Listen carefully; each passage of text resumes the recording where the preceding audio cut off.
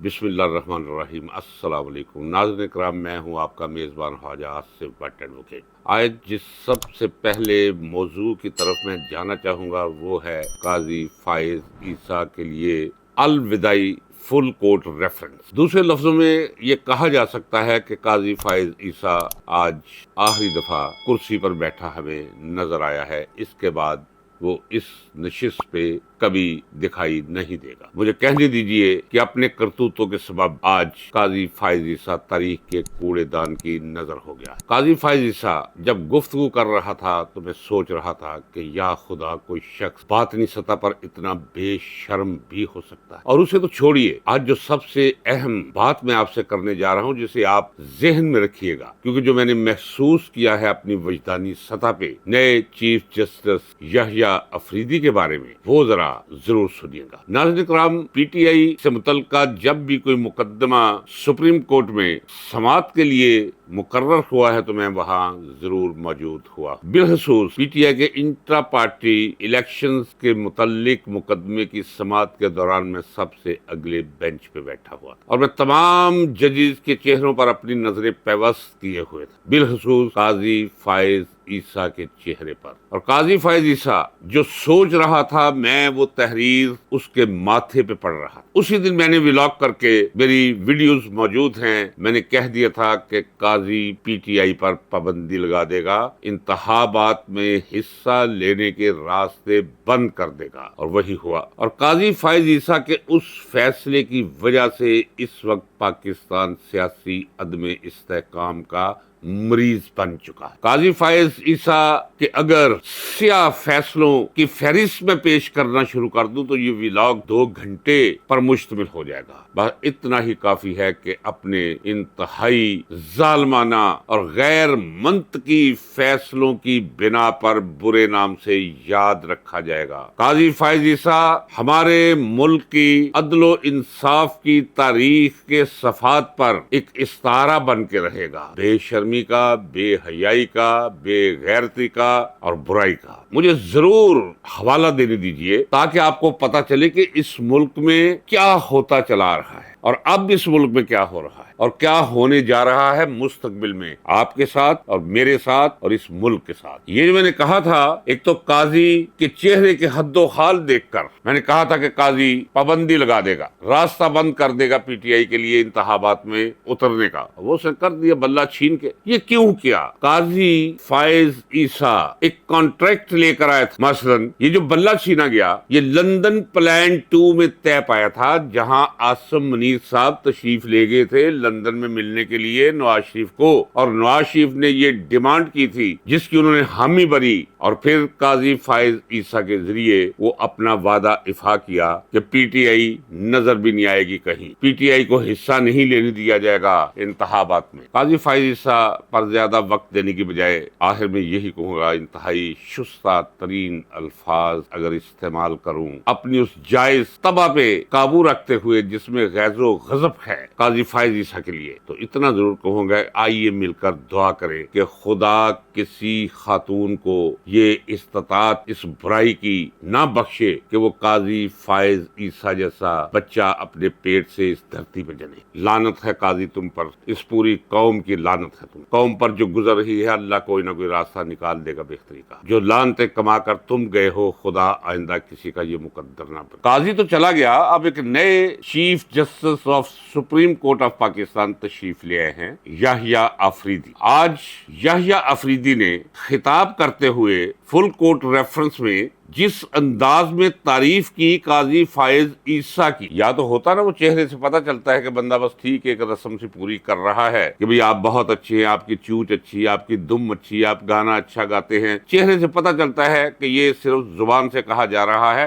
دل سے نہیں۔ لیکن مجھے صدمہ ہوا ہے اور میں مستقبل کا اندازہ لگا سکتا ہوں کہ مستقبل میں کیا ہونے جا رہا ہے۔ جو میں نے یحییٰ افریدی کے رخساروں پہ تحریر پڑھی ہے، خدا کرے کہ وہ غلط ہو میرا اندازہ، لیکن وہ بے حیائی میں 4 حصے آگے جانے کی اس سے توقع کی جا سکتی۔ اگر میرا اندازہ غلط ہوا تو میں اعتراف کروں گا، میرا اندازہ غلط بھی ہو سکتا ہے، لیکن آج تک زندگی میں جب ایسا میری وجدانی سطح پہ کوئی منعکس ہوا ہے تو کم ہی ایسا ہوا ہے کہ ویسا نہ ہو جیسا इनकास मेरे बातन पे हुआ हो। सुना है और जानता भी हूँ कि एक अच्छे बाप का बेटा है, लेकिन जरूरी नहीं कि अच्छे बाप का बेटा भी अच्छा हो। और मैं सोचता हूँ कि अगर ये बंदा वाकई इज्जतदार होता तो जिस तरह इसे लाया गया है, जिस गैर कानूनी जरिए से इस मुकाम पे बिठाया गया है, तो ये इनकार कर देता। अगर इसके अंदर कोई बड़ापन होता तो मेरा जाती ख्याल है कि इनकार कर देना चाहिए था। तारीख में अच्छे नाम से यहया अफरीदी एक अच्छे जज की हैसियत से जाना जाता, एक मिसाल बन जाता। अब तो एक बुरी मिसाल बनने के चांसेस ज्यादा हैं और अच्छाई के बहुत ही कम हैं। मैं कल के व्लॉग में कह चुका हूँ, हाथ खड़ा करके आसमान को गवाह करके मैं कह चुका हूँ कि इमरान खान की कोई डील नहीं हुई। इमरान खान बिल्कुल डील करने के लिए तैयार नहीं है और ना ही वो कोई डील करेगा। मैं बता चुका हूँ कि कुछ नेक दिल रिटायर्ड जनरल्स हैं जो चाहते हैं कि इमरान खान के लिए कोई राह निकलनी चाहिए। उनके ताल्लुकात भी हैं इन कोर कमांडर से, ये उनकी शागिर्दी में रहे हैं, उनके मातहत रहे हैं, उनके घरेलू ताल्लुकात आज भी मौजूद हैं। उनकी बात भी सुननी, ये मैं कह रहा हूँ। मिले हैं पहले जनरल, एक ही जवाब मिला है जिसका मैं बार बार जिक्र कर चुका हूँ कि बाहर नहीं जाऊंगा, बनी गाला नहीं जाऊंगा, रहाई नहीं लूंगा, और अगर रहाई लूंगा तो बगैर किसी कमिटमेंट के लूंगा। इन रिटायर्ड जनरल्स ने समझाया है हमारे हाजिर सर्विस जनरल्स को कि भाई उस वक्त तक वो आपसे बात नहीं करेगा जब तक आप ये सिलसिले जारी रखे हुए हैं। पहले अपना कंडक्ट शो करें और उसके बाद फिर हम उससे गुजारिश करेंगे कि जनाब आए मिलकर कोई बात तो करें। अभी तो वो बात ही नहीं सुनता। तो अपनी तरफ से हालात को नॉर्मलाइज करने के लिए बुशरा बीबी की जमानत हो गई और कोई नया केस पेश करके गिरफ्तारी नहीं डाली गई, बड़ी अच्छी बात है। मैंने कल ही कह दिया था कि दोनों बहनें भी रिहा हो जाएगी और फिर इमरान खान से तवक्को की जाएगी कि बैठकर हमारे साथ बात तो करे, और जो बात वो करेगा मैं आपको बता देता हूँ। अगर मेरी बात गलत साबित हुई तो मेरा आपसे वादा है कि मैं ये कैमरा उठा के किसी को दे दूंगा, ये लाइटें वाइटें उठा के फारग कर दूंगा। इसके बाद मैं व्लॉग नहीं करूंगा। इतनी शर्म और हया मेरे अंदर अल्लाह ने रखी। वो हो ही नहीं सकता कि ये 47 नंबर गधों की हुकूमत हो और वो आकर आराम से बैठे और वर्जिश करे और खाना खाए और साथ सियासी बयानत दे और साथ जनाब इंटरव्यू दे और ये हुकूमत करते रहे। मुमकिन नहीं है। उसकी एक शर्त है कि इंटरम गवर्नमेंट कायम की जाए, ये मैं आपको बता रहा हूँ। इंतखाबात का ऐलान किया जाए, गैर जानिबदाराना इंतखाबात की जमानत फराहम की जाए, और जब हुकूमत वजूद में आ जाए तो फौज अपनी हदूद के अंदर वापस चली जाए,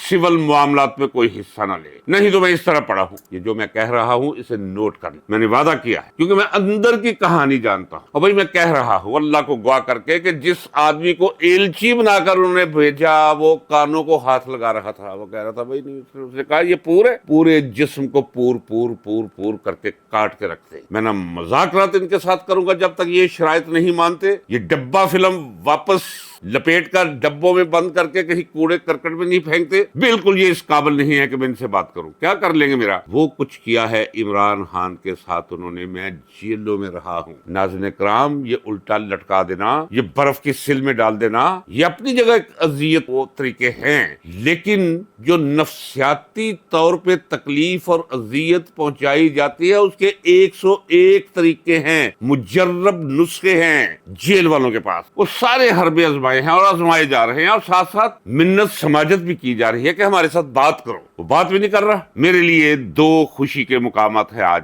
इस वक्त जब मैं ये व्लॉग कर रहा हूँ। नंबर 1 कि कौम की काजी जैसी लानत से जान छूटी। अब वो हसरत का मजार हमेशा उसके सीने में रहेगा। वो आईनी अदालत यानी parallel supreme court, मुतवाजी supreme court, दूसरा एक सुप्रीम कोर्ट के होते हुए एक और सुप्रीम कोर्ट, और ये उसका चीफ, और सारे इख्तियारात इसके पास होने। एक्सटेंशन आप याद होगा आपको, मैं दावे से कहता रहा हूं कि इसे एक्सटेंशन नहीं मिलेगी। मौलाना फजल रहमान के बारे में भी मैं कहता रहा हूं कि अगर देखा जाए जो कुछ मुस्लिम लीग नून ने किया है, जो कुछ पीपल्स पार्टी ने किया है, तो 1% भी चांस नहीं बनता कि ये बंदा उनकी तरफ जाए। लेकिन मेरे उस लेकिन को देखना है आपने। लेकिन ये इतना बेअसूल आदमी है, ये भी नहीं कह रहा, मैंने पिछली वीडियो में कहा, मैंने कहा इसकी दाढ़ी पे मत जाइएगा, इसके शाने पे लटकते उस परने पे मत जाइएगा, اس کے منہ سے کسی آیا قرآنی پر مت کان دھریے گا، کسی حدیث نبوی پہ مت کان دھریے گا، اس کا کوئی تعلق نہیں، نہ دین کے ساتھ، نہ ایمان کے ساتھ، نہ قرآن کے ساتھ، نہ اقوال رسول کریم صلی اللہ علیہ وسلم یعنی سننا اور حدیث کے ساتھ اس کا کوئی تعلق نہیں۔ یہ دکاندار ہے، سر سے لے کر پاؤں تک یہ اغراض کا بندہ ہے، یہ میں کہتا آیا ہوں اور اسی لہجے میں کہتا آیا ہوں، اور ایک نہیں 4-5 ویڈیوز میں نے کی ہے اس پہ۔ تو آج آپ کو میں یہ کہہ رہا ہوں کہ عمران خان آپ خاطر جمع رکھیے، ان کے ساتھ ڈیل نہیں کرے گا، اس کی زندگی اور عزت اسی میں ہے کہ ڈیل ان کے ساتھ نہ کرے۔ مر جاتے ہیں لوگ، مر جانا چاہیے۔ آج نہیں، مجھے سزائے موت ہوئی تھی، مجھے یاد آ گیا، میں نے مرسی پٹیشن دائر نہیں کی، انکار کر دیا تھا کہ میں رحم کی اپیل نہیں کروں گا۔ تو D G I S I Akhtar Abdul Rahman میرے پاس آئے جیل میں، سارا جیل کا سپرنٹینڈنٹ، ڈپٹی سپرنٹینڈنٹ، اسسٹنٹ، سب پیچھے 6 گز کھڑے ہو گئے۔ اشارہ اس نے کیا اکیلا میرے پاس، کہا جی آپ، میں چھوٹا تھا اس سے تو کم از کم اس وقت آئی واز 27 28، اور وہ اس وقت بھی کوئی 50 51 52 سال عمر ہوگی ان کی۔ تو سیدھا باہر سے نہیں بلایا اس شخص نستعلیق ایک آدمی نے، سیدھا جمع سے کہ جی آپ مرسی پٹیشن دائر کر دیں، میں آپ کو یقین دلاتا ہوں کہ میں اور گورنر صاحب جیلانی، کیونکہ گورنر صاحب کا آپ کے بارے میں بڑا لینیٹ ویو ہے، ہم آپ کو یقین دلاتے ہیں کہ ہم دونوں پوری کوشش کریں گے اور آپ کی یہ مرسی پٹیشن ہم منظور کروا لیں گے صدر صاحب سے، یعنی جنرل ضیاء الحق۔ تو مجھ جیسے آدمی نے کہا کہ جناب میں یہ لکھوں کہ میں نے جو کچھ کیا ہے میں اس پہ نادم ہوں، میں شرمندہ ہوں، مجھے جینے کا حق دیجئے، اور میں آپ سے وعدہ کرتا ہوں کہ آئندہ میں ایک شریف شخص کی طرح اپنی بقیہ ساری زندگی گزاروں گا۔ میں نے کہا یہ لکھنے سے، مرسی پٹیشن کرنے سے تو بہتر ہے میں 1 دفعہ نہیں 10 دفعہ پھانسی لگی۔ تو وہ جس مقام پہ ہے میں اپنے آپ کو اس کے شوز میں کھڑا کر کے دیکھ سکتا ہوں۔ ایک تو رپورٹس یہ ہیں، خبر یہ ہے، دوسرا میرا تصور یہ کہ ہو ہی نہیں سکتا کہ وہ کوئی ڈیل کر کے باہر آئے۔ اور دوسری بات یہ بھی میں آپ کو خوشخبری دے دوں، خدا کو گواہ کر کے یہ آپ کو تسلی کے لیے نہیں کہہ رہا میں، اسے یہ زیادہ دیر تک اب رکھ ہی نہیں سکتے، وہ ہفتے کو بھی آ سکتا ہے، وہ مہینے کو بھی آ سکتا ہے، لیکن مارچ ممکن نہیں کہ وہ جیل میں گزارے۔ بہار آنے سے پہلے یہ بہار آ چکی ہوگی آپ کے اور میرے آنگن میں، اس ملک کے آنگن میں بہار آنے سے پہلے، لیکن یہ واقعہ کسی وقت بھی ہو سکتا ہے۔ لیکن اس کا مطلب ہرگز نہیں چلو کہ وہ منزل ابھی نہیں آئی، لیکن اگر عمران خان آواز دے، کیونکہ سٹاک ایکسچینج کے بھاؤ اوپر نیچے آنے جانے کی طرح سیاسی معاملات بھی اوپر نیچے آتے جاتے، 90% تو یہ بات جو میں نے ابھی کہی، لیکن اگر عمران خان کال دے، آپ کا، میرا، ہمارے بچوں کا، گھر والوں کا، پوری قوم کا یہ فرض ہے کہ اس کی کال پر باہر نکلے۔ ناظرین کرام، آج 3-4 موضوعات ہیں جن پر میں نے ویڈیو کرنی ہے، اس کے بعد میں نے آؤٹ سیشن مجھے جانا ہے، کوشش کروں گا کہ وہاں سے بھی آپ کے ساتھ رابطہ رہے، کوئی 1-2 ویڈیو میں کر کے چلا جاؤں۔ مجھے اجازت دیجیے، ملتے رہیں گے، اللہ حافظ۔